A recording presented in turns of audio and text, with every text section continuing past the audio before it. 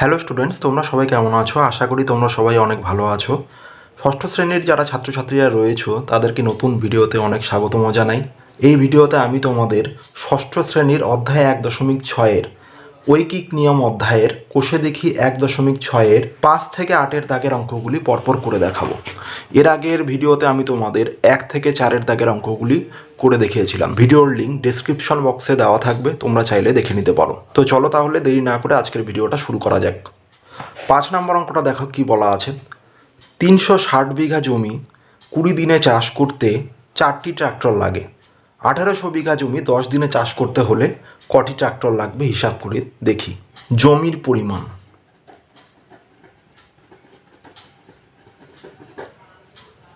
ব্র্যাকেটে বিঘা, ব্র্যাকেটে দিন, আর একদম ডান দিকে লিখব ট্রাক্টরের সংখ্যা।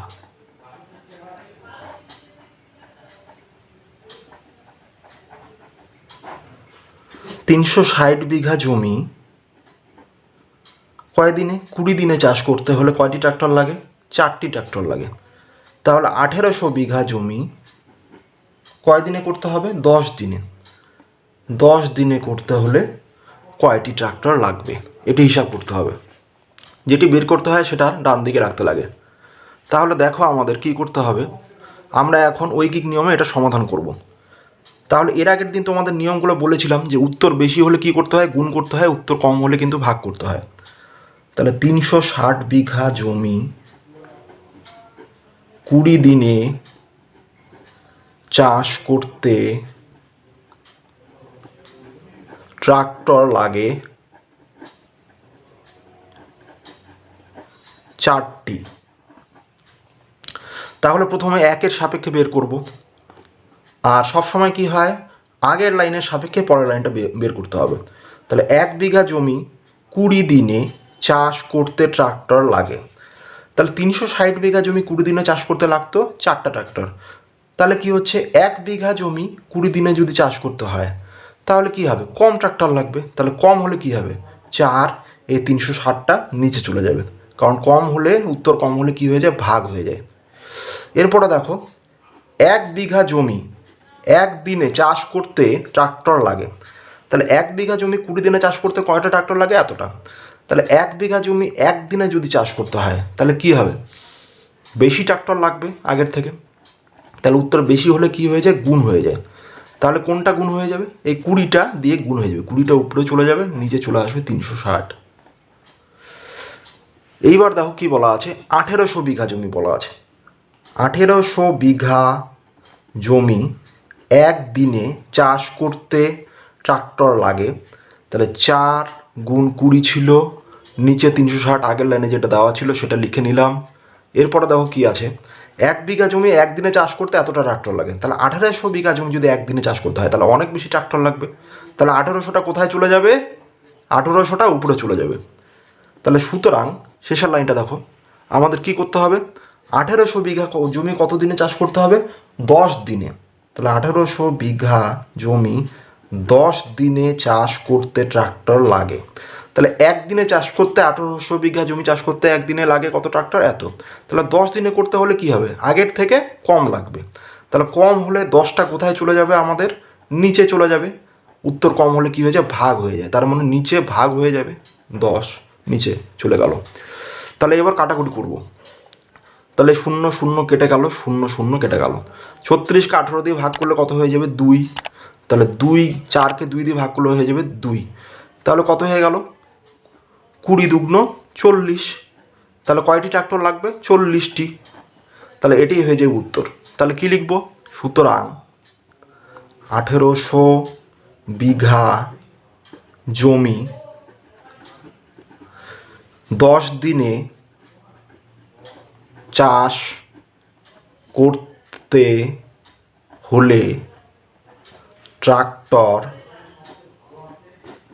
লাগবে 40টি। এটাই উত্তর। 6 নম্বরটা দেখো, একটি মেলায় 12টি জেনারেটর দৈনিক 6 ঘন্টা চালালে 7 দিনে মজুদ তেল খরচ হয়। দৈনিক 4 ঘন্টা চালালে 9 দিনে ওই মজুদ তেলে কটি জেনারেটর চালানো যাবে?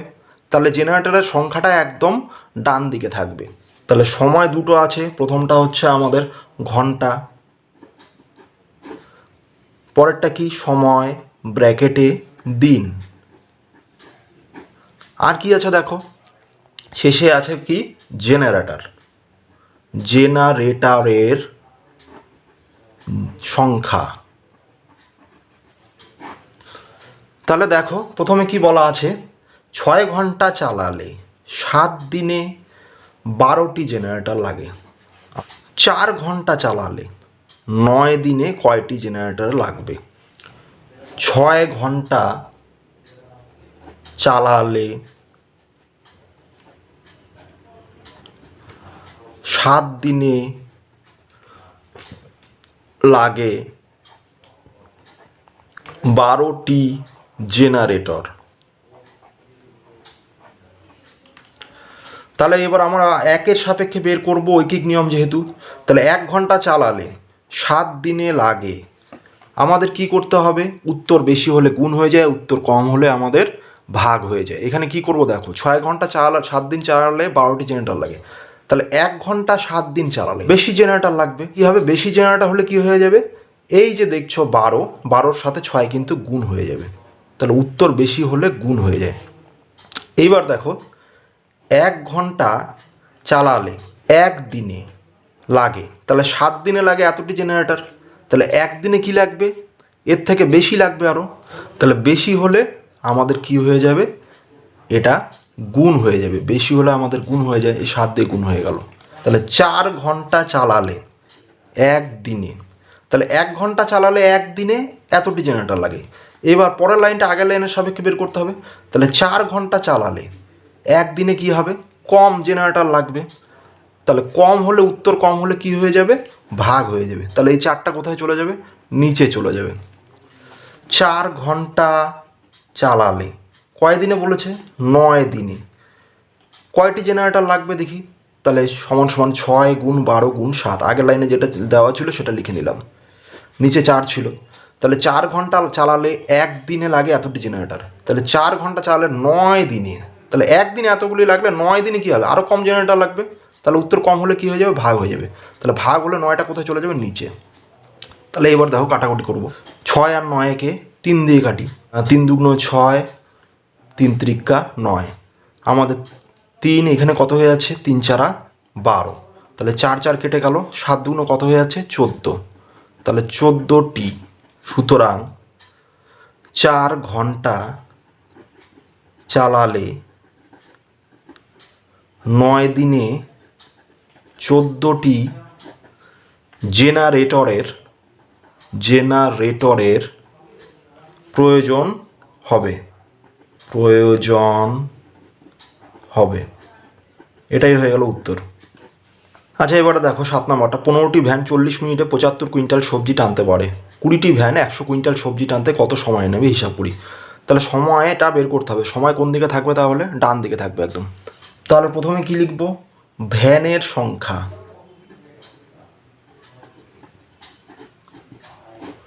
তারপরে দেখো কি আছে, সবজির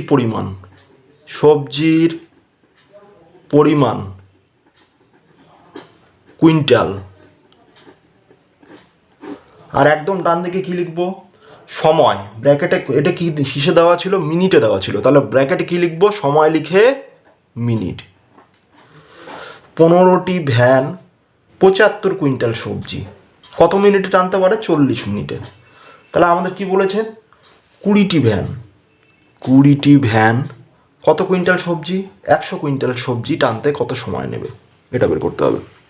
তাহলে আমরা এবার ঐকিক নিয়মে করব। কি আছে, একটি ভ্যান 75 কুইন্টাল সবজি টানতে সময় নেয়, তাহলে কি হয়ে যাবে, আগের লাইনের সাপেক্ষে পরের লাইনটা বিচার করব। তাহলে 15টি ভ্যান 75 কুইন্টাল সবজি টানতে সময় নেয় কত, 40 মিনিট। তাহলে একটি ভ্যান 75 কুইন্টাল সবজি টানতে বেশি সময় নেবে, তাহলে উত্তর বেশি হলে কী হয়ে যাবে, গুণ হয়ে যাবে। 40-এর সাথে কত গুণ হয়ে যাবে, 15, তাহলে 40 গুণ 15। এবার দেখো একটি ভ্যান 1 কুইন্টাল সবজি টানতে সময় নেয়, তাহলে একটি ভ্যান আগের লাইনের সাপেক্ষে বিচার করব। 75 কুইন্টাল সবজি টানতে সময় নেয় কত এত, তাহলে একটি ভ্যান 1 কুইন্টাল সবজি টানতে কী হবে, কম সময় নেবে। তাহলে 40 গুণ 15, 75 চলে যাবে নিচে। এরপরে দেখো কি আছে, আমাদের 20টি ভ্যান 1 কুইন্টাল সবজি টানতে সময় নেয়। তাহলে একটি ভ্যান 1 কুইন্টাল সবজি টানতে কত সময় নেয় এত, তাহলে 20টি ভ্যান 1 কুইন্টাল সবজি টানতে আরও কম সময় নেবে। তাহলে 40 × 15, 75, আরও কম সময় মানে 20 নিচে চলে যাবে, ভাগ হয়ে যাবে। শেষে দেখো কত আছে, সুতরাং 20টি ভ্যান 100 কুইন্টাল সবজি টানতে সময় নেয় কত হয়ে যাবে, আগে লাইনের সাপেক্ষে বিচার করব। 1 কুইন্টাল সবজি টানতে সময় নেয় এত, 100 কুইন্টাল সবজি টানতে কত সময় নেবে, বেশি সময় নেবে অনেক, তাহলে গুণ হয়ে যাবে, 100 উপরে চলে যাবে।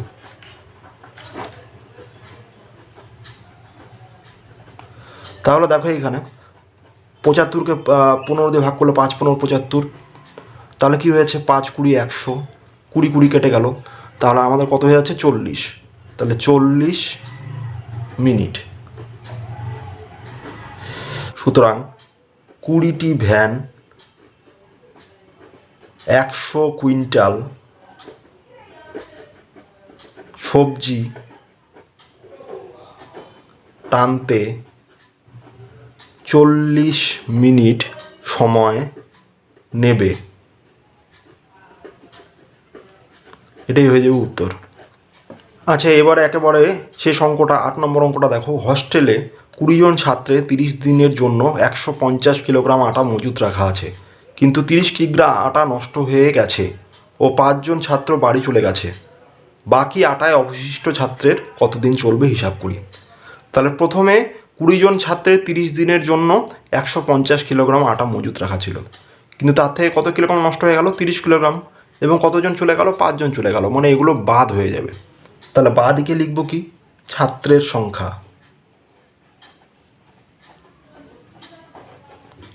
আটার পরিমাণ,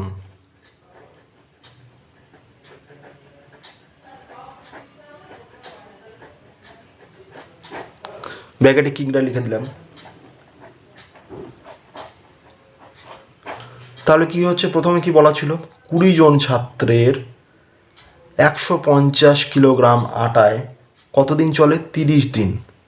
এইবার হচ্ছে কি 5 জন ছাত্র বাড়ি চলে গেল, তাহলে 20 থেকে কত বিয়োগ হয়ে যাবে, 5, তাহলে কত হয়ে যাবে এবার 15 জন ছাত্র, আর আটা কত নষ্ট হয়েছে, 30 কিলোগ্রাম, তাহলে 150 থেকে 30 বিয়োগ করে দেব, তাহলে কত হয়ে যাচ্ছে 120 কিগ্রা আটায় কতদিন চলবে। এবার ঐকিক নিয়মে অঙ্কটা সমাধান করব। তাহলে দেখো প্রথমে লিখে নিতে হবে 20 জন ছাত্রের 150 কিগ্রা আটায় চলে কতদিন, 30 দিন। তাহলে একের সাপেক্ষে বের করব, আগের লাইনের সাপেক্ষে বের করতে হবে। একজন ছাত্রের 150 কিগ্রা আটায় চলে, তাহলে কি আছে, 20 জন ছাত্রের 150 কিলোগ্রাম আটায় চলে 30 দিন, তাহলে একজন ছাত্রের 150 কিলোগ্রাম আটায় কি অনেক বেশি দিন চলবে, তাহলে উত্তর বেশি হলে কি হয়ে যায়, গুণ হয়ে যায়। তাহলে কোনটা কোনটা গুণ হয়ে যাবে, 30-এর সাথে 20 গুণ হয়ে যাবে। এবার দেখো, একজন ছাত্রের 1 কিলোগ্রাম আটায় চলে, তাহলে একজন ছাত্রের 150 কিলোগ্রাম আটায় চলে এতদিন, তাহলে একজন ছাত্রের 1 কিলোগ্রাম আটায় কী হবে, কম দিন চলবে আগের থেকে, তাহলে উত্তর কম হলে কি হয়ে যায়, ভাগ হয়ে যায়। তাহলে ভাগ হলে 150 কোথায় চলে আসবে, নিচে। এরপরে দেখো কত আছে, বিয়োগ করে আমরা কত পেলাম, 15, তাহলে 15 জন ছাত্রের 1 কিলোগ্রাম আটায় চলে কী হয়ে যাবে, আগের লাইনে যা ছিল সেটাই লিখব। আর এখানে দেখো কী আছে, তাহলে একজন ছাত্রের 1 কিলোগ্রাম আটায় চলে কতদিন, এতদিন, তাহলে 15 জন ছাত্রের 1 কিলোগ্রাম আটায় কী হবে, কম দিন চলবে। তাহলে কম হলে উত্তর কম হলে কী হয়ে যায়, ভাগ হয়ে যায়, তাহলে এটা নিচে চলে গেল। তাহলে 15 জন ছাত্রের 120 কিলোগ্রাম আটায় কতদিন চলবে, তাহলে দেখো 15 জন ছাত্রের 1 কিলোগ্রাম আটায় চলে এতদিন, তাহলে 15 জন ছাত্রের 120 কিলোগ্রাম আটায় চলবে কতদিন, কি আগের থেকে বেশি চলবে, তাহলে উত্তর বেশি হলে কি হয়ে যাবে, গুণ হয়ে যায়, তাহলে 120 কোথায় চলে যাবে, উপরে, নিচে কত চলে আসবে, 150 আর 15। এবার কাটাকুটি করব, 0 0 কেটে দিচ্ছি। এরপরে দেখো আমাদের কি হয়ে যাবে, 15 দুগুণ 30, 15, 12 কাটাকুটি করবো। 3 দিয়ে কাটা কত? 3 4 12, 3 5 15। 20কে 5 দিয়ে ভাগ করলে 4, তাহলে 4 4 16, 16 দুগুণ 32 দিন। তাহলে এবার আমরা উত্তর লিখে দেবো। উত্তরে কী লিখবো? সুতরাং বাকি আটায় অবশিষ্ট ছাত্রের কতদিন চলবে? 32 দিন চলবে। তাহলে এটাই হয়ে যাবে উত্তর। তাহলে ছাত্রছাত্রীরা আশা করি আজকে কোষে দেখি 1.6-এর এই 5 থেকে 8 দাগের যে অঙ্কগুলো আমি করালাম সেই অঙ্কগুলো তোমরা বুঝতে পেরেছো। কোনো অসুবিধা হলে অবশ্যই কমেন্ট বক্সে লিখে জানাবে। তো আজকের ভিডিওটা এই পর্যন্তই। দেখা হচ্ছে পরের ভিডিওতে। সবাই ভালো থেকো, সুস্থ থেকো, টাটা।